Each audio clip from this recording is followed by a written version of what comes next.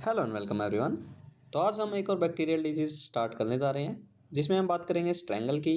तो दोस्तों स्ट्रेंगल बहुत ही खतरनाक बीमारी हो जाती है घोड़ों में खासकर। और दोस्तों इसमें हम इसकी डिटेल में बात करेंगे जैसे synonyms, etiology, transmission, host affected, pathogenesis, clinical sign, diagnosis, differential diagnosis, treatment and prevention. तो पार्ट 1 में हम कवर करेंगे क्लिनिकल साइन तक और पार्ट 2 लेके आएंगे, उसमें हम फर्दर इसको कवर कर लेंगे। ऐसे ही बहुत सारी बैक्टीरियल डिजीज आपको चैनल पर देखने को मिल जाएगी। अगर आप वेटनरी फील्ड से रिलेटेड हैं या आप वेटनरी कर रहे हैं तो आप इन सभी डिजीज को अच्छे से कवर कर सकते हैं, अच्छे से पढ़ सकते हैं। तो चलिए वीडियो शुरू करते हैं। अगर आप चैनल पर पहली बार हैं तो चैनल को सब्सक्राइब कर लें। तो दोस्तों सबसे पहले बात कर लेते हैं सिनोनिम्स की, यानी कि इसको और क्या क्या नाम से जाना जाता है। पहला आता है इक्वाइन डिस्टेंपर और दूसरा इन्फेक्शियस एडेंटाइटिस। तो डिस्टेंपर जैसे आपको पता है कि नर्वस साइन से रिलेटेड होता है, और सेकंड नाम है जिसमें एडेंटिस का मतलब होता है inflammation of lymph node. Mostly इसमें जो एब्डोमिन रीजन होता है उसमें आपको इसकी इन्फ्लामेशन देखने को मिलती है, और इसी की वजह से इसे दूसरा नाम दिया गया है इन्फेक्शियस एडेंटाइटिस। चलिए ब्रीफ में बात कर लेते हैं इसकी इंट्रोडक्शन की, यानी कि इसमें मेनली क्या क्या पढ़ना है। सबसे पहले it is a contagious disease of horse, mostly affect करती है फॉल को यानी कि यंग वंस को। सेकंड है इसमें जो मार्क स्वेलिंग होती है वो कौन सी लिम्फ नोड की होती है, वो होती है रेट्रोफेरेंजियल लिम्फ नोड। और दोस्तों उसकी वजह से ही इसमें स्ट्रेंगल ब्रीथ साउंड देखने को मिलती है, इसलिए इसे नाम दिया गया है स्ट्रेंगल।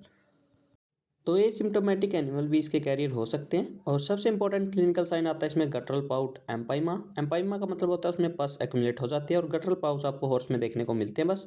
तो आपको ये भी ध्यान रखना है, जिसकी वजह से रेस्पिरेटरी डिस्ट्रेस आपको देखने को मिलेगा मोस्टली हॉर्स में, और उसके साथ साथ आपको एस्पायरेशन निमोनिया भी देखने को मिलेगा, और रेस्पिरेटरी प्रॉब्लम की वजह से आपके हॉर्स में डेथ देखने को मिल जाती है।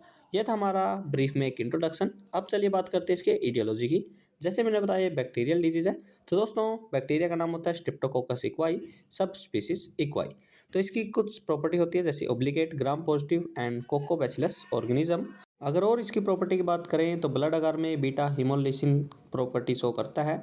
और दोस्तों इसके कुछ जीनोम होते हैं जो सिमिलर होते हैं स्ट्रेप्टोकोकस जो एपेंडिमस से।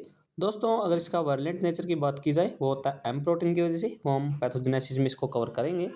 और दोस्तों इसकी एक फॉर्म होती है नॉन कैप्सुलेटेड, जो कि मोस्टली नॉन पैथोजेनिक होती है, लेकिन उसमें भी माइल्ड एटिपिकल फॉर्म आपको देखने को मिल सकती है। तो ये थी इसकी इटियोलॉजी, आपको ये सारा याद रखना है, क्योंकि अगर बैक्टीरियल डिजीज को आप अच्छे से जान पाएंगे तब। चलिए अब इसके बाद बात करते हैं इसके ट्रांसमिशन की, ये कैसे फैलता है। तो दोस्तों सबसे इंपॉर्टेंट इसका होता है डायरेक्ट और इनडायरेक्ट कॉन्टैक्ट, जैसे बताया कॉन्टेजियस है विद फोमाइट्स जो कि इंपॉर्टेंट हो जाते हैं इन्फेक्शन के लिए। सेकंड आता है इनहेलेशन, और थर्ड आता है स्किन वुंड, जो कि एक्सटर्नल एनवायरनमेंट से डायरेक्ट आपके स्किन के वुंड में हो सकता है और फिर वो आपके बॉडी के सिस्टम में जा सकता है।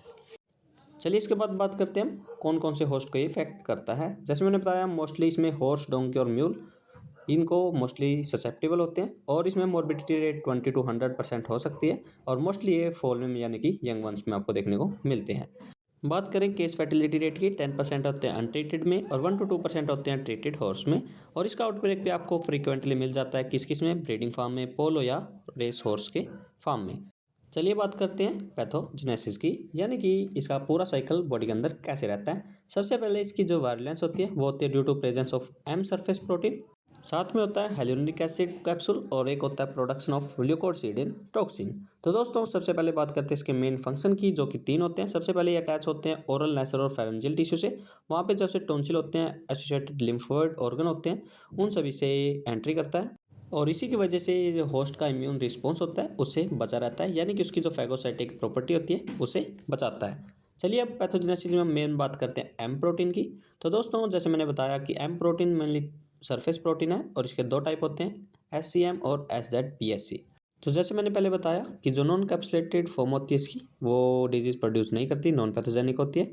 और दोस्तों अब बात करते हैं इसकी साइकिल की। तो सबसे पहले बैक्टीरिया फेरेंजियल टोंसिल या लिम्फ नोड में आएगा, वहाँ पे रैपिड मल्टीप्लिकेशन करेगा, फिर वहाँ पे रिलीज करेगा streptolysin O and streptokinase enzyme, जो डैमेज करेगा टिश्यू में, और फिर वो वहीं से सेल मेम्ब्रेन से डायरेक्टली एंटर कर जाएगा, और वहाँ पे एक्टिवेट करेगा प्लाज्मोजिन, जो कि बैक्टीरियमिया कॉज कर देगा। तो जैसे ही बैक्टीरियमिया होगा वहाँ पे न्यूट्रोफिल आएंगे, और न्यूट्रोफिल की वजह से वहाँ पे स्वेलिंग, आपको एब्सेसेशन देखने को मिलेगी, और उसी की वजह से एनिमल को प्रॉब्लम होगी खाना खाने में और सांस लेने में। दोस्तों जैसे मैंने बताया रेस्पिरेटरी फेलियर की वजह से एनिमल की डेथ होती है, और एक होती है कंडीशन प्यूरा हेमरेजी का, उसकी बात हम अलग से करेंगे। तो हमने पूरी पैथोजेनेसिस इसकी देख ली है, लेकिन फिर भी आपसे शॉर्ट नोट्स में कुछ पूछ लेता है, जैसे बास्टर्ड ट्रायंगल क्या होता है। ये इसकी मेटास्टैटिक इन्फेक्शन होता है दोस्तों, ये क्रोनिक फॉर्म में देखने को मिलता है और इसमें आपको डेथ कंफर्म रहती है। दोस्तों जैसे बैक्टीरियमी होता है उसमें लिम्फ नोड का इन्फेक्शन आपको देखने को मिलता है। साथ में आपको जो हार्ट की वॉल्स होती है, ब्रेन होता है, आई जॉइंट टेंडन शीथ, ये सभी अफेक्टेड देखने को मिलेंगे। तो और क्लिनिकल साइन की बात करें, meningitis, hyperaesthesia, rigidity of neck and terminal paralysis आपको देखने को मिलेगी। ब्रेन में एब्सेस की वजह से आपको head pressing, abnormal gait, circling and seizure जैसे कंडीशन देखने को मिलती है। तो दोस्तों एक और इसमें कंडीशन आती है जिसे हम बोलते हैं प्यूरपुरा हेमरेजिका। तो दोस्तों ये सिक्वली होती है स्ट्रेप्टोकोकस सिक्वा इन्फेक्शन की। इसमें आपको 2 मायोपैथिक सिंड्रोम देखने को मिलेंगे हॉर्स में। एक कंडीशन आती है मसल इन्फेक्शन की, इसमें आपको वेस्कुलाइटिस, प्यूरपुरा हेमरेजिका, जीआईटी स्किन और लंग्स में। और दोस्तों रेब्डोमाइलिसिस यानी कि मसल एट्रोफी, स्टिल्ट गेट, ये सभी आपको देखने को मिलेंगे। अगर बात करें सीरम क्रेटिनिन काइनेस, ये भी आपको बढ़ा हुआ दिखेगा।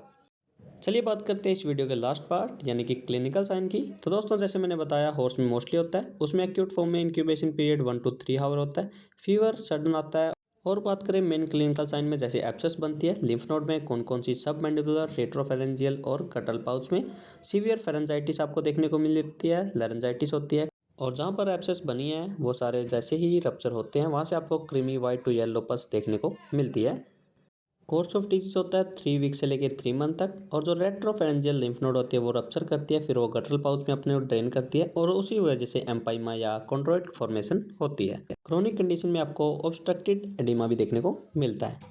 तो दोस्तों और क्लिनिकल साइन की बात करें तो जैसे आपको पता है कि एटिपिकल फॉर्म होती है जिसमें आपको वाइड स्प्रेड सब क्लिनिकल इन्फेक्शन देखने को मिलता है। उसमें जो साइन आते हैं वो होता है ट्रांजिस्ट फीवर, प्रोफ्यूज नेसल डिस्चार्ज। अगर बफेलो में बात करें तो स्लो डेवलपिंग डिजीज़ है और इसमें आपको कैल्सिफिकेशन देखने को मिलती है एब्डोमिनल लिम्फ नोड में। तो ये हमने बात कर ली एक्यूट एंड सब एक्यूट फॉर्म की। चलिए अब बात करते हैं क्रोनिक फॉर्म की, जिसे बोलते हैं मेटास्टैटिक इन्फेक्शन या बास्टर्ड स्ट्रैंगल। ये हमने पहले भी कवर कर लिया था, तो चलिए जल्दी से इसको भी कवर करते हैं। क्रोनिक डिजीज होती है, इसमें डेथ कंफर्म होती है, बैक्टीरियमी होता है जिसकी वजह से इन्फेक्शन होता है लिम्फ नोड में। हार्ट के क्लिनिकल साइन देखने को मिलते हैं जैसे heart wall, brain, I joined tendon sheath, ये सभी इफेक्ट होते हैं। और लास्ट में जो ब्रेन में एब्सेस बनती है उसकी वजह से depression, head pressing, abnormal gait, circling and seizure के साइन देखने को मिलते हैं। और लास्ट में अगर हम इसमें कॉम्प्लिकेशन की बात करें तो इसमें जैसे मैंने बताया एस्पिरेशन निमोनिया होता है। जैसे ही बस फ्रॉम द रप्चर्ड एब्सेस से जाएगी उसमें सिप्रोटिक नेक्रोटिक ब्रोंको निमोनिया आपको देखने को मिलेगा और वो प्रॉब्लम कॉज करेगा अपर एयरवे में। लास्ट में हम बात करें spreading of infection from retrolaryngeal lymph node into guttural pouch, जिसकी वजह से वहाँ पे आपको जैसे मैंने बताया एम्पाइमा या कॉन्ड्रोइड फॉर्मेशन की कंडीशन देखने को मिलती है।